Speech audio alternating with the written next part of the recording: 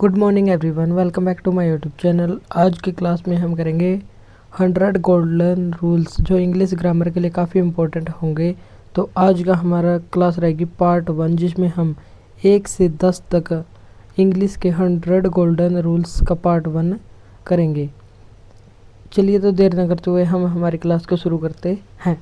तो हमारा रूल 1 क्या है? यदि एंग्री के बाद एट लगा दिया जाए तो एंग्री के बाद एट हो तो ये आएगा नॉन लिविंग या समथिंग के लिए, और एंग्री विद आएगा समवन या लिविंग के लिए। जैसे ही वाज एंग्री विद हर, यहाँ पर पर्सन है यानी कि लिविंग, तो विद आएगा। और he was angry at the weather, weather क्या है? नॉन लिविंग है, इसलिए एंग्री के साथ आएगा एट। और यदि लिविंग हो तो उसके साथ एंग्री के साथ आएगा विद।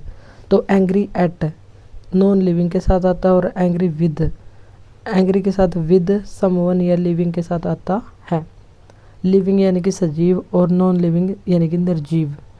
तो एंग्री एट नॉन लिविंग के लिए और एंग्री विद लिविंग के लिए आता है। तो ये रूल्स काफ़ी इंपॉर्टेंट है। Next second rule, A number of के बाद यदि प्लूरल नाउन हो तो उसके बाद प्लूरल ही वर्ब आएगी।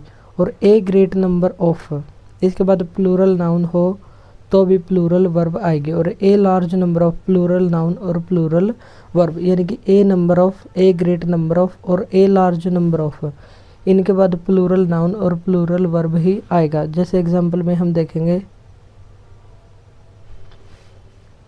ए नंबर ऑफ बॉयज़, यानी कि यहाँ पर है प्लूरल नाउन, तो यहाँ पर आएगा ए नंबर ऑफ के बाद प्लूरल नाउन और प्लूरल वर्ब। इज यहाँ पर सिंगुलर वर्ब है तो यहाँ पर आ जाएगा आर, यानी कि plural verb reading this novel. A large number of, इसके बाद भी प्लूरल नाउन और plural verb. A large number of applicants have applied. Next rule है द नंबर ऑफ, द का मतलब होता है कोई स्पेशल, तो द नंबर ऑफ के बाद प्लूरल नाउन और सिंगुलर वर्ब आएगी, और वन ऑफ के बाद प्लूरल नाउन और सिंगुलर वर्ब आएगी। तो a number of, a large number of, a great number of, इनके बाद प्लूरल नाउन और प्लूरल वर्ब। और द के बाद, द नंबर ऑफ के बाद प्लूरल नाउन और सिंगुलर वर्ब, और वन ऑफ के बाद प्लूरल नाउन और सिंगुलर वर्ब आएगी। जैसे यहाँ पर देख लेते हैं the number of the students, यहाँ पर हो गया plural noun. In this college is increasing fast, यहाँ पर आएगी singular verb. One of my brothers, यहाँ पर है प्लूरल नाउन इज या आर टाइपिस्ट, तो यहाँ पर आएगी सिंगुलर वर्ब यानी कि इज, यहाँ पर राइट आंसर हो जाएगा। द नंबर ऑफ के बाद प्लूरल नाउन और सिंगुलर वर्ब, और वन ऑफ के बाद प्लूरल नाउन और सिंगुलर वर्ब आएगी। तो ये दो रूल्स हमारे यहाँ पर हो गए। नेक्स्ट है ए एन। ए और एन क्या होते हैं? तो ये आर्टिकल होते हैं, और आर्टिकल्स ये इनडेफिनेट आर्टिकल होते हैं, और डेफिनेट यानी कि निश्चित, केवल एक स्पेशल के लिए बात हो तो द का यूज़ होगा। और इज़, एम, आर, वाज, वर ये क्या है?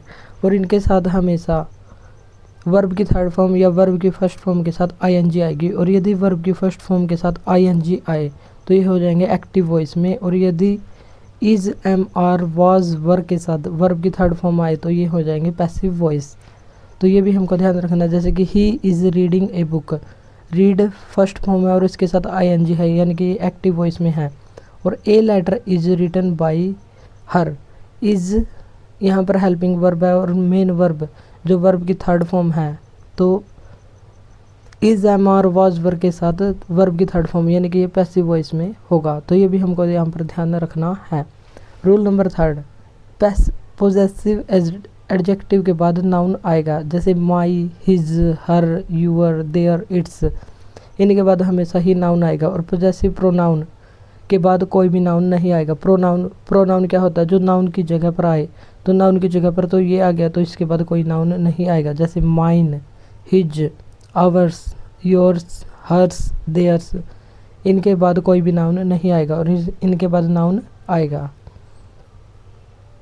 जैसे कि दीज आर माई कार्स, यहाँ पर है पोजेसिव एडजेक्टिव, तो इसके बाद आएगा नाउन। तो दीज आर माई कार्स, तो यहाँ पर आ जाएगा noun.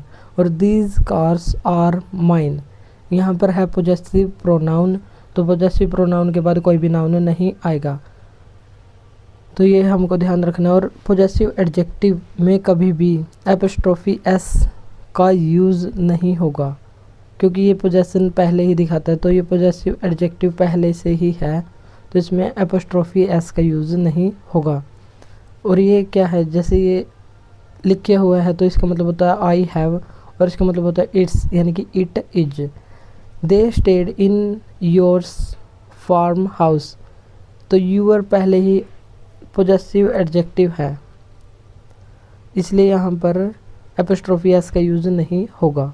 Next rule number 4, personal और पर्सनल, इन दोनों में फ़र्क क्या है। पर्सनल का मतलब होता है व्यक्तिगत, यानी कि बिलोंगिंग टू अ सिंगल और पार्टिकुलर पर्सन, किसी व्यक्ति विशेष से संबंधित हो तो उसको कहते हैं पर्सनल। जैसे that is my personal matter, ये मेरा व्यक्तिगत मामला है। और एक होता है पर्सनल, इसका मतलब होता है स्टाफ या एम्प्लॉय या मैन पावर। मैन पावर जो आदमियों की पावर होती है, ऑर्गेनाइजेशन यानी कि संगठन जिसमें कोई लोग हो, स्टाफ हो, उसको कहते हैं पर्सनल। जैसे many of the personal involve require training, यानी कि यहाँ पर लोगों की बात हो रही है, जो स्टाफ है उनको ट्रेनिंग की ज़रूरत है, तो यहाँ पर ये हो जाएगा पर्सनल, PERSONNEL। और पर्सनल का इसका मतलब होता है व्यक्तिगत। नेक्स्ट रूल नंबर 5, यानी कि इंस्टीड ऑफ और इन स्पाइट ऑफ, इन दोनों में फ़र्क क्या है। इंस्टीड ऑफ यानी कि इन प्लेस ऑफ, किसी एक के स्थान पर, यानी कि सब्स्टिट्यूट या अल्टरनेट या किसी विकल्प के रूप में यूज किया जाता है, तो होता है इंस्टीड ऑफ। और इन स्पाइट ऑफ, इसका मतलब होता है के बावजूद या डिस्पाइट, इसमें कंट्रास्ट या विरोधाभास होता है, यानी कि अपोजिट स्टेटमेंट इसमें होती हैं। और यदि अल्टरनेट विकल्प के रूप में देखा जाए तो हो जाएगा इंस्टीड ऑफ। जैसे कि he went to the college, वह कॉलेज गया, in spite of being ill, बीमार होने के बावजूद भी वह कॉलेज गया, तो यहाँ पर वह बीमार है, उसको जाना चाहिए हॉस्पिटल, लेकिन वह कॉलेज गया, तो यहाँ पर विरोधाभास या अपोजिट स्टेटमेंट दिखा रहा है। He went to college instead of hospital, वह कॉलेज जाने की बजाय हॉस्पिटल गया, यानी कि यहाँ पर विकल्प के रूप में दिखाया गया है हॉस्पिटल को, इंस्टीड ऑफ यहाँ पर आएगा। तो इंस्टीड ऑफ अल्टरनेट के रूप में और इन स्पाइट ऑफ कंट्रास्ट या अपोजिट स्टेटमेंट में यूज़ होगा। नेक्स्ट रूल नंबर 6, द के बाद हमेशा सुपरलेटिव डिग्री आएगी, जैसे गुड, बेटर, बेस्ट, तो यहाँ पर आ जाएगी बेस्ट, द बेस्ट। जब एक की तुलना सभी से की जाए तो वहाँ पर हो जाएगा द सुपरलेटिव डिग्री का यूज़। और पॉजिटिव डिग्री में नो कंपैरिजन होता है, जैसे he is a good boy, तो यहाँ पर आर्टिकल का यूज़ होगा। कंपैरेटिव में वन वर्सेस अनदर, एक की तुलना दूसरे से की जाएगी। और सुपरलेटिव में एक की तुलना सभी से की जाएगी। जैसे यहाँ पर एग्जांपल देखेंगे, Ram is stronger than Shyam, यहाँ पर राम की तुलना किससे हो रही है, श्याम से, तो इसकी तुलना के लिए हो जाएगा दैन का use. Ram is the youngest person of his family, उसकी पूरी फैमिली में वह सबसे यंगेस्ट है, तो पूरी फैमिली की तुलना हो गई राम से, तो यहाँ पर आ जाएगा the youngest. Young, younger, youngest, तो सुपरलेटिव डिग्री यंगेस्ट और इसके पहले द का यूज़ होगा। जैसे बेड, बेड की कंपैरिजन डिग्री है वर्स्ट और इसकी सुपरलेटिव डिग्री है वर्स्ट। बुरा, उससे बुरा और सबसे बुरा, तो ये हो जाएगा सुपरलेटिव डिग्री का रूल। तो सुपरलेटिव डिग्री से पहले हमेशा ही द का यूज़ होगा, द के बाद हमेशा ही सुपरलेटिव डिग्री का यूज़ होगा। Next rule number 7, latter. Latter का मतलब होता है टू डिनोट टाइम, यानी कि टाइम को डिनोट करना। I will call you later, यानी कि मैं बाद में कॉल करूँगा, तो ये टाइम को डिनोट करेगा। और एक होता है फॉर्मर। ऑर्डर या सीक्वेंस के क्रम में भी ये दो प्रकार के होते हैं, फॉर्मर और लेटर। एक होता है लेटर जो टाइम को डिनोट करता है, और एक होता है former. Ram and Kamal are good friends but the former is better than the letter.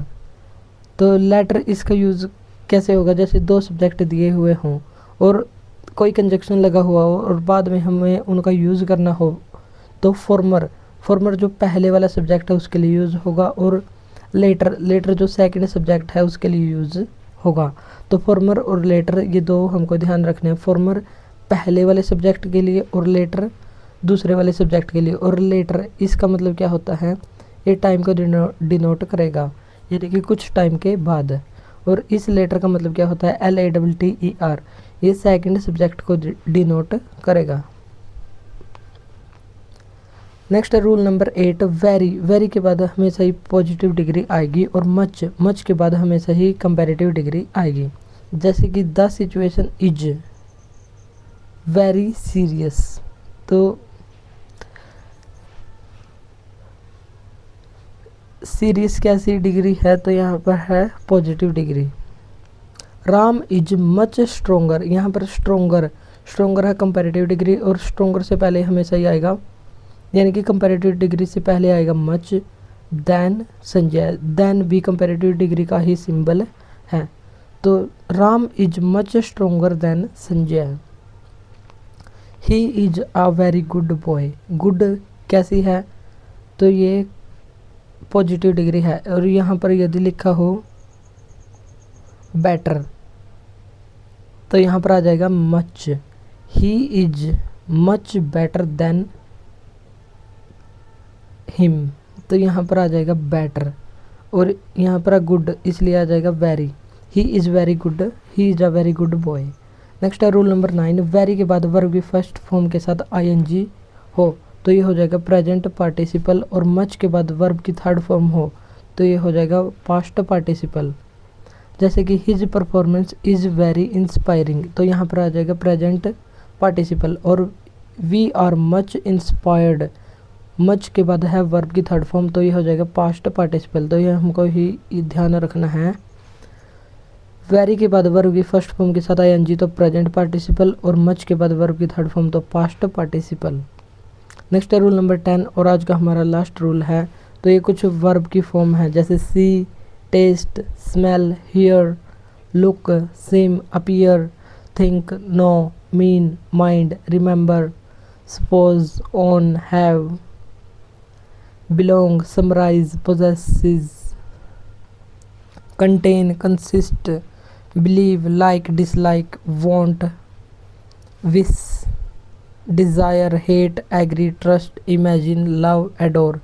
ये सभी होती हैं स्टेट, यानी कि अवस्था। इनमें कोई भी एक्शन नहीं होगा, यानी कि ये कंटिन्यूस फॉर्म में नहीं आएंगी। जैसे आई एम नोइंग यू, तो नो कैसी है, अवस्था है, स्टेट वर्ब है, यानी कि इसमें कोई एक्शन नहीं होगा, तो यहाँ पर नोइंग के बजाय नो ही आएगा। ही इज़ लाइकिंग हर, तो यहाँ पर ING नहीं आएगा बल्कि सिंपल वर्ब आएगी। I am not understanding that word, यहाँ पर आ जाएगा अंडरस्टैंड। तो ये सभी हैं स्टेटिक या स्टेट वर्ब। और एक्शन वर्ब क्या होती है, जैसे प्ले कैसी है, एक्शन वर्ब है, जैसे खेलना, वॉच मूवी देखना, रीड पढ़ना, तो ये सभी हैं एक्शन वर्ब, यानी कि ये कॉन्टिन्यूस फॉर्म में हो सकती है। जैसे he is reading a book, वह बुक पढ़ रहा है, तो ये कंटिन्यूस हो सकती है और ये वर्ब हैं। जैसे कि इनके मीनिंग भी हम जान लेते हैं। जैसे सी का मतलब है देखना, टेस्ट किसी चीज़ को टेस्ट करना, स्मेल सूंघना, हियर सुनना, लुक देखना, सीम दिखाई देना, जैसे कि अपीयर प्रतीत होना, थिंक सोचना, नो जानना, मीन किसी का मतलब होना, माइंड रिमेंबर याद करना, सपोज किसी के बारे में कल्पना करना। तो ये सभी हैं जो स्टेट वर्ब कहलाएंगी। इनके ये एक्शन में यूज़ नहीं होंगे, यानी कि कंटिन्यूस फॉर्म जैसे ING में यूज़ नहीं होंगे, ये ज्यों की त्यों ऐसी ही यूज़ होंगी। और एक्शन वर्ब इनको कंटिन्यूस फॉर्म में भी यूज़ कर सकते हैं, जैसे रीडिंग है, प्लेइंग, वॉचिंग, रीडिंग एट्सेट्रा, इनको यूज़ कर सकते हैं।